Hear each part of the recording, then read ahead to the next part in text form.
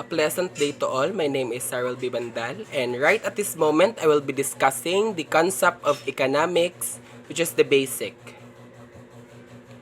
Capitalism. Capitalism is an economic system in which private sectors own and control property in accordance with their interest. The demand and supply freely set prices in market in a way that can serve the best interest of the society. So capitalism is that private sectors have the power or the authority to own and control their property in accordance with their interest. So they can produce goods in accordance to what they want. Another is that the essential feature of capitalism is the motive to make a profit. So, ang ilang main motivation ani or ang ilang goal in venturing the business is that only to make a profit. So, it is irrational self-interest that can lead to economic prosperity. So, ang pag-gain nimo og profit is an individual interest is that dili nimo gina-look out ang welfare sa imong environment as well as sa imong human resource og anything factor nga kanang maka-affect sa imong business. Ang gina-look out ra nimo is that kanang maka-gain ra kog interest. So capitalism is very unstable as well as unsustainable. So the pillars of capitalism. Private property allows people to own tangible and intangible assets. So it's because they have the power to own and control their assets, which are asset is anything nga kanang makagain ka og profit sa imong business. Maka-help siya nga makagain sa imong business. Tangible or intangible asset. The example of tangible asset is that ang imuhang buildings as well as ang imuhang mga utility or ang imuhang mga appliances. Another is that ang intangible assets nimo is that pwede ang imuhang brand name, imuhang trademark, imuhang customer, as well as ang imuhang intellectual capacity nga pwede ka mo run sa imong business. Another is competition. Firms have the freedom to enter and exit market. So it maximizes social welfare. So it is because nakay freedom to control og moon sa imong business. So free ang entrance sa ini business as well as sa exit. So na tendency nga if naana sa imo venture another business is ma-add ang competition. So daghan siya competition sa capitalism.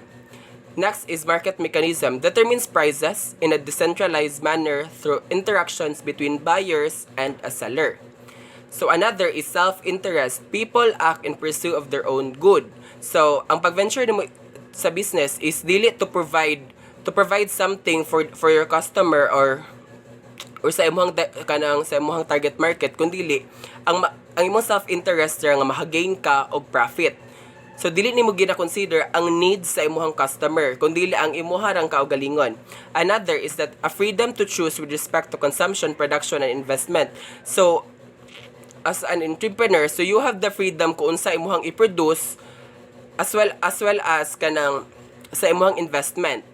Another is limited role of government protects the right of private citizens and maintain an orderly environment that facilitates proper functioning of market. So last ang intervention sa government sa imuhang business. Ang power lang or ang ginahold lang sa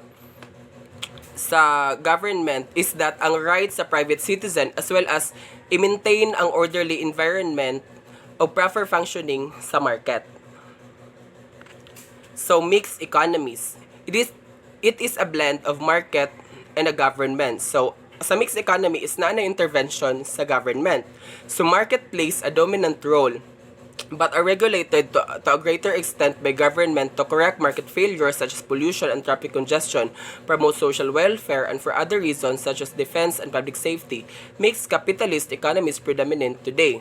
So, muna siya ang very common sa atong market nga makita ni mga economy karon, which is ang mixed economy. So ang government is nag-share siya ganang dili na ikaw ang na-power or na control sa imuhang enterprise or sa imong business, kundi apil na ang government. So ang government is kanang siya na mo'y nagaset sa prices, siya ang kanang maapil siya sa kanang sa mga marketing, as well as sa kanang gina-look out niya nga if ang mohang business ba is harmful ba sa environment or not. So dili na siya self-interest nga kabaliktaran ni siya sa kanang capitalism. Is that ang kaning mixed economy is gina-look out sa environment if healthy ba ang imong pag-run sa imong business, kung dili ba siya naka-affect sa environment, as well as vice versa sa imong business. So shades of capitalism. So liberal market economy. Competitive market is prevalent in the bulk of production. Process takes place in a decentralized manner akin to free market capitalism. So this is related to or the same with free market capitalism. So kanang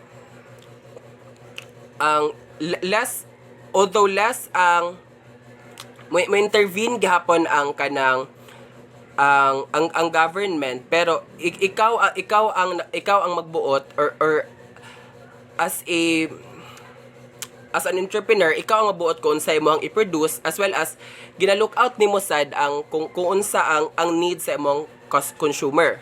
Another is that coordinated market economies. It relies to an exchange of private information through non-market institutions such as unions and business association. Next is state-guided capitalism, in which government guides the market. So, ang government, siya ang nag-hold o ganabang great power or siya ang nag-dominate sa market. Most often by supporting particular industries that expects to become winner. So, ang government is that na siya ginasupport nga sector or isa ka industry nga nag-expect niya nga kanang siya nimo yung kanang mo-dominate sa market nga. Another it initially motivated by a desire to foster growth. This type of capitalism has several pitfalls. So nani siya ka ng mga disadvantages, which is excessive investment. Kay if ang tendency is that kanang ang investment sa government ato siya nga industry is that pagkato siya nga industry is kana bitawng ma-fall into bankruptcy or kanang dili maayo ang pag-manage sa iyahang sa business. So na tendency nga kanang malugi siya, so sayang investment sa government. Another is that picking the wrong winner. Susceptibility to corruption. Another is difficulty in withdrawing support when it is no longer appropriate. Another is oligarchic capitalism. The bulk of power and wealth is held by a small group of individuals and families oriented towards protecting and enriching a very small fraction of the population. Economic growth is not a central objective, and countries with this variety have a great ideal of inequality and corruption. So in oligarchy capitalism is that ang dagko nga mga firm or mga businesses, sila ang nagdominate sa market. Sila ang nai-hold mas dagko og power sa market nga kanang nga ang nagaon is ang small group of individuals or kanang oriented families. So sila ang nagadominate sa market. So kani siya nga oligarchy capitalism is that nagahold ni siya og inequality, kay dili man fair ang ruling siya sa market, as well as sa domination sa market. Next is big firm capitalism. So takes advantage of economies of scale. So this type is important for mass production of products in which the most significant economic activities are carried out by established large enterprise. Entrepreneurial capitalism produces breakthrough like the automobile, telephone, and computer. These innovations are usually the product of individuals and new firms. However, it takes big firms to mass produce and market new products, so a mix of big firm and entrepreneurial capitalism seems best. So ang big firm capitalism is that ang big firm is sila ang kanang nagahold sa kanang economic activities nga kana bitong, for example is that ang phone is that kanang para ma-market ang phone is that kinahanglan siya og kanang dako nga firm nga pwede siyang kay dako man ang kanang demand sa phone, so nanginahanglan siya og big firm para mas ang production mas mas dako bitaw ang kanang ang iyahang pag-produce, as well as kay lisod man gud kayo pagagmay siya nga mga business, kay nay tendency nga dili siya ma well known sa imong market, so dili siya mabalikyara. So Keynesian economics. Keynesian economics is a macroeconomic or economic theory of total spending in the economy and its effect on output, employment, and inflation. So, ang Keynesian economic is that gina-look out niya ang overall transaction sa as a nation or as a whole, dili ang individual market. So, kinalantaw niya ang total spending nga maka-affect ba siya sa output, sa employment, as well as sa inflation rate. So based on his theory, Keynes advocated for increased government expenditure and lower taxes to stimulate demand and pull global economy out of the depression. So Keynes advocated that ang government is that dapat naga-invest siya sa mga businesses, ang iyang expenditures is more on kanang na siya return ba sa economy, as well as i-lower niya ang taxes para to stimulate demand and pull the global economy out of the depression. So this focuses on using active government policy to manage aggregate demand in order to address or prevent economic recession. Keynes dubbed an economic output create profit opportunity that individuals and enterprise would have an incentive to pursue in doing to correct and imbalances the economy. So, for example, is that if ang government is more on investment siya sa mga businesses, na tendency nga pagmutaas ang demand sa certain product is that mas more ang employment opportunity kay ang isa ka business is para ma-cover niya ang demand sa iyahang consumer is that dapat daghan siya i-employ para mas ang production sa iyahang na-increase ang production sa iyahang business. Okay, so according to Keynes' construction of the so-called classical theory, if aggregate demand in the economy fell, the resulting weakness in production and jobs would precipitate a decline in prices and wages. So, if ang demand sa imong consumer is kanang magkalo ang demand, so na tendency nga unemployment will decline, as well as ang prices o ang wages. So the resulting weakness in production and job would precipitate, as well as a decline in prices and wages. A lower level of inflation and wages would induce employers to make capital investment and employ more people, stimulating employment and restoring economic growth. So, if low ang prices sa mga product or sa mga goods, then ang wages is dili kay taas. So na tendency nga kanang mutaas ang demand sa imong consumer, then dayon ang mga small businesses is naga-employ sila og mga tawo, as well as kanang mo invest pa sila more sa ilang business kay mas mas daghan siya og demand. So it restores economic growth. So, nag-promote siya og employment as well as economic growth. So, he argued that employers must not add employees to produce goods that cannot be sold because it may cause companies to reduce capital investment rather than take advantage of lower prices to invest in new plants and equipment. This would also have the effect of reducing overall expenditures and employment. So, theory that says the government should increase demand to boost growth. So, ang demand jud siya ang naga-hold bitaw og as siya ang if there is an increase of demand, so na tendency nga kanang ang mga business is kanang progressive siya, daghan siya kanang need siya og daghan siya i-supply para ma-cover up ang demand sa iyahang consumer. So, it will boost growth as well as employment. So, Keynesian believe consumer demand is the primary driving force in the economy. So, consumer demand is the primary driving force in the economy nga kanang if kusog ang demand is that dapat makover ang demand sa supply, makover ang demand sa imuhang consumer, then ikaw nga business is that dapat masupply nimo kung unsay demand sa imuhang consumer. So its main tools are government spending and infrastructure, and employment benefits and education. A drawback in that overdoing Keynesian policies increases inflation. So micro and macro, the economic divide.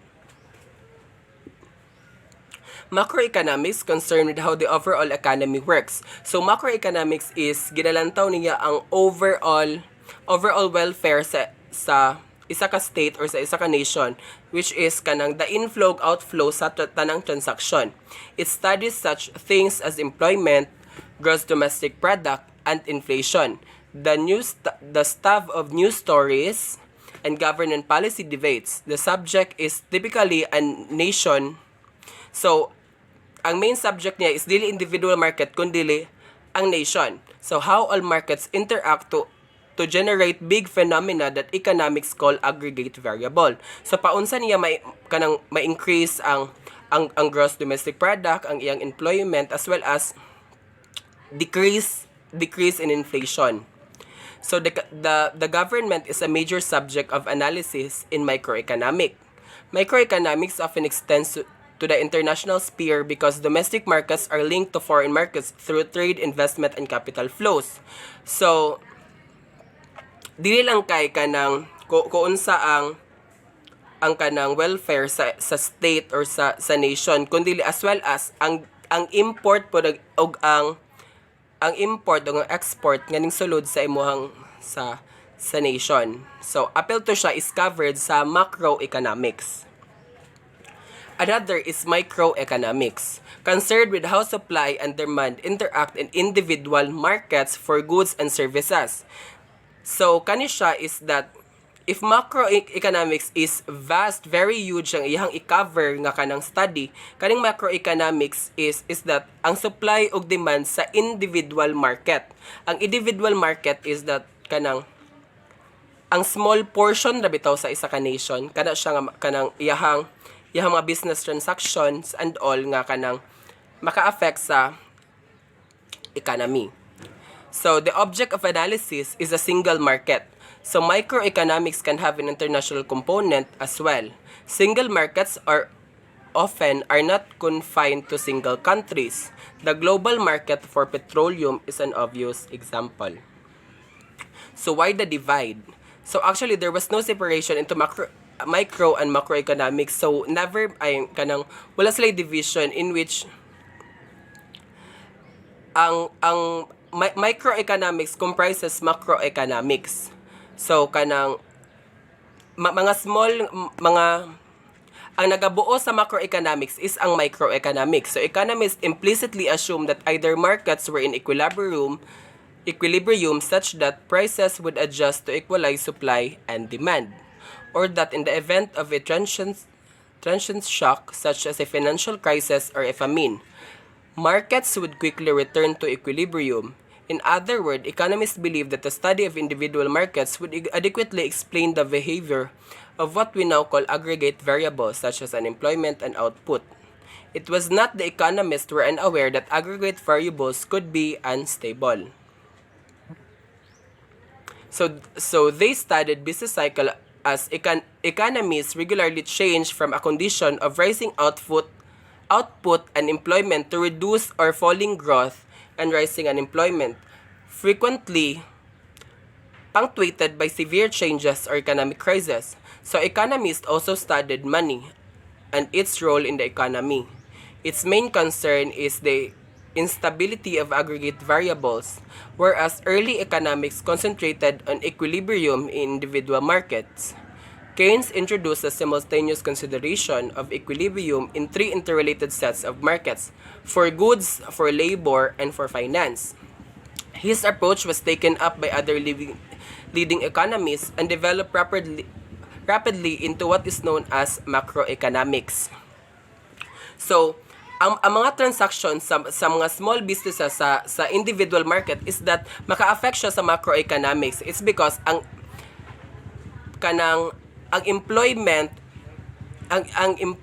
as well as ang inflation is that nagigikan siya sa expenses sa kanang isa ka businesses kay if more ang supply, so na tendency nga kanang ma-support tong giingon ay kanang Keynes theory nga kanang more ang employment opportunity as well as promoting kanang economic growth. So economic models or simulations of reality. The modern economy, it is a complex machine. Its job is to allocate limited resources and distribute the resulting output among a large number of agents, mainly the individual, the firm, or the governments, allowing for the possibility that each agent actions can directly affect the other agent's action. So as economies allocate goods and services, they emit measurable signals that suggest there is order driving the complexity. There also seems to be a negative relationship between inflation and the rate of unemployment in the short term. At the other extreme, equity prices seems to be stubbornly unpredictable. So, a useful model. The standard model of supply and demand taught in introductory economics is a good example of a useful economic model. Its basic purpose is to explain and analyze prices and quantity traded in a competitive market. The model's equation determine the level of supply and demand as a function of price and other variable. For example, is the income. The market clearing price is determined by the requirements that supply is equal to demand and the price.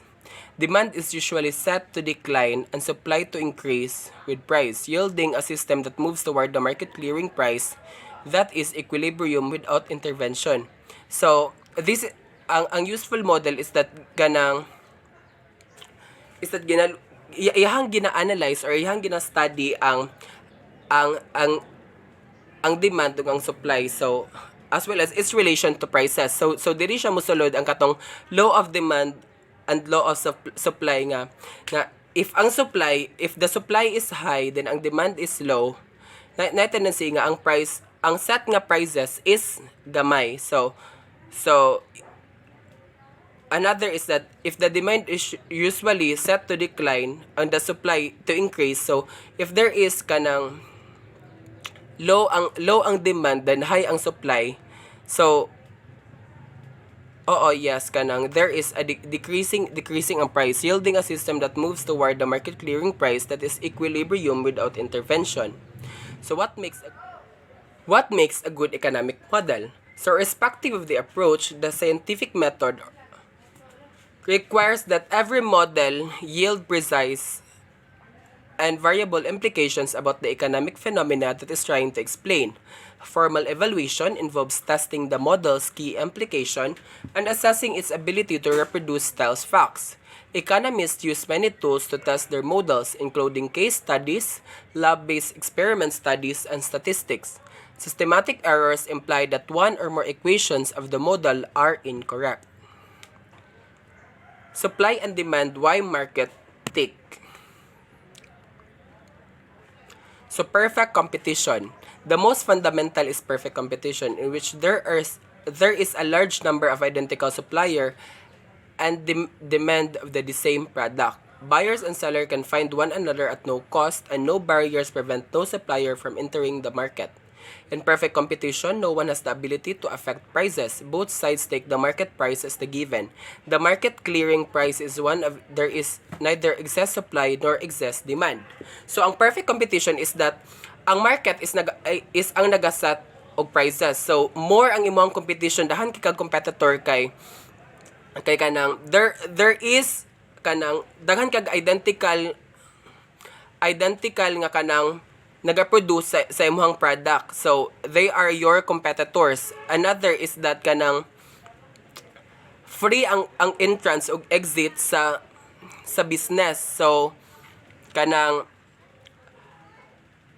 ang imong consumer is that pwede silang mangita og kanang product out of your competitor nga kanang substitute sa imuhang baligya or sa ilahang kanang demand.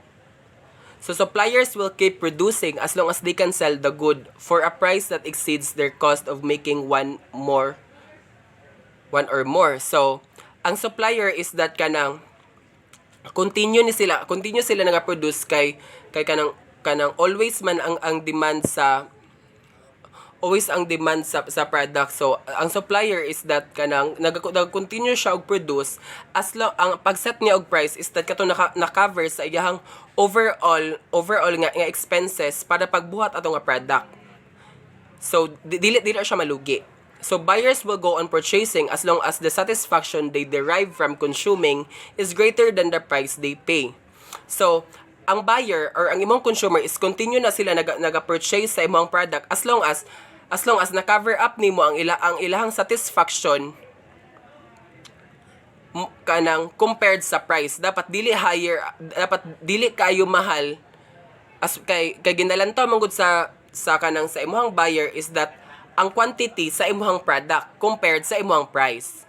So if ang prices rise, additional suppliers will be enticed to enter the market. So if mutaas gali ang imong price is that na tendency nga another competitor is kanang paubsan niya ang iyang price. So malugi ka kay wala kay mo duol ni mga kanang consumer. So supply will increase until a market clearing price is reached again. So if prices fall, suppliers who are unable to cover their cost will drop out. Prices can change for many reasons such as technology, consumer preference, as well as the weather condition. The relationship between the supply and demand for a good and changes in price is called elasticity.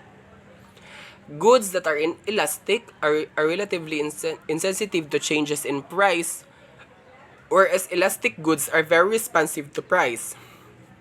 Of course, most markets are imperfect. They are not composed of unlimited buyers and sellers of virtually identical items who have perfect knowledge. At the end of the spectrum from perfect competition is monopoly. So, monopoly is that there is one supplier of a good for there is no simple substitute. So, a monopoly is that kanang ang siya ang nag-dominate sa market. Siya ang kanang the supplier does not take the market price as given. Instead, the monopolist can set it. So, ang monopoly is siya ang nag-set sa price kay wala man siya laing competitor, walang laing substitute sa iyang product. So ang consumer is kanang wala man siya laing choice, so dadto gyud siya mopalit bisag unsa ka mahal as long as ma-cover up ang iyang satisfaction iya gyud na i-purchase kay wala may laing competitor. So monopoly's twin is monopsony, in which there is only one buyer, usually a government, although there may be many suppliers. So there is one supplier pero daghan kayo siya og consumer or mga buyer. Another is barriers to competition in monopoly. So in monopoly situation, there is usually a barrier, natural or legal, to potential competitors. Government usually regulates such monopolies to ensure that they do not abuse their market power by setting prices too high. So sa monopoly is that as long as ma-cover up na nila ang overall expenses sa ilang product, aya pa sila mag-set og price. This sila pwede mo set og prices nga very high sa ilang product. So, this generally allow companies to recover fixed cost. So, monopolists cannot be oblivious to demand, which is under perfect competition, varies depending on price. The difference is that a producer in perfect competition fulfills only a portion of total demand, whereas monopolist benefits from the demand curve of the entire market. So, ang kalahian niya, ang perfect competition is, tungod kadahan kang competitor is that makover lang nimo ang small portion sa demand, ang small portion nga demand sa imong consumer ay sa imong consumer or sa imong buyer, whereas sa monopoly is that gikover ikaw ang nagasupply sa tanang demand or ikaw ang nagasupply sa tanang demand sa imuhang consumer. So, the unregulated monopolist can decide to produce a quantity that maximizes its profit, almost always at a higher price and a smaller amount than in a perfectly competitive market. So, in perfect competition, a firm with lower cost can reduce its price and add enough customers to make up for lost revenue on existing sales. So, sa perfect competition nga market is that paun sa kanang para ma-win nimo ang customer or para more mas daghan kag customer is that dapat is kanang ang imuhang set nga price is dili higher sa katong imuhang competitor, kun dili mo lower ka nga dili sad ka malugi. So gross domestic product and economies all. So GDP measures the monetary value of final goods and services. So that is those that are brought by final user, produced in a country in a given period of time. It counts all the output generated within the borders of a country. GDP is composed of goods and services produced for sale in the market, and also includes some non-market production such as defense or educational services provided by the government. So GDP in three different ways. The production approach sums the value added at each stage of production, where value added is defined as total sales minus the value of intermediate inputs in the production of so kani siya is kanang ang sum approach or ang value added is that kanang gisum up ang imuhang total ang kanang ang overall bitaw ni mga sale i-minus siya sa kanang para makuha nimo ang iyahang value nga na-add is that kanang i-minus nimo ang katong iya bitong cost of production tanan sa imuhang kwan para mo to siya ang imuhang profit. Another is that the expenditure approach adds up the value of purchase made by final user. For example, the consumption of food, television, and medical services by household. Then the investment in machinery by companies and purchase the goods and services by the government and foreigners. So kani siya is kanang ang expenditure approach is that kanang iyahang gina-measure ang tanang expenses sa isa ka kanang household, ang iyang consumption of food, ang television, ang medical services. So the income approach sums the income generated by production. So ang gina-measure sa niya ang income. For example, the compensation paid to employees, rent paid to land. So ang expenses is i-minus nimo siya sa imuhang kanang para makuha nimo ang imong income is that i-minus nimo siya ang imong expenses sa imong capital nga sa pag-produce. Bayaran nimo ay as well as ang compensation nimo sa employees, apil man siya sa kanang expenses as well as sa imong land, sa wages expense, sa rent expense, another sa interest expense ug sa capital. Yes. So one thing people want to know about an economy is whether its total output of goods and services is growing or shrinking. GDP is important because it gives information about the size of economy and how an economy is performing. So the growth rate of real GDP is often used as an indicator to the general health of the economy. In broad terms, an increase in real GDP is interpreted as a sign that the economy is doing well. So GDP is not a measure of the overall standard of living or well-being of a country. So monetarism, money is where it's at. Monetarism, the money supply or the total amount of money in an economy is the chief determinant of current dollar or GDP in a short run and of the price level of over longer period. So monetary policy is one of the tools of the government that have to affect the overall performance of the economy. So money is used as an instrument such as interest rates to adjust the amount of money in the economy. Some monetarists believe that the objectives of monetary policy are best met by targeting the growth rate of the money supply markets are inherently stable in the absence of major unexpected fluctuations in the money supply. They also assert that government intervention can often destabilize the economy more than help it. So monetarists also believe that there is no long-run trade-off between inflation and unemployment because the economy settles at long-run equilibrium at a full employment level of output. Probably the most important is that inflation cannot continue indefinitely without increases in the money supply. And controlling it should be a primary, if not the only responsibility of the central bank. So, I do hope that kanang all of you understand the topic. So, that would be all, and thank you. Have a great day, everyone.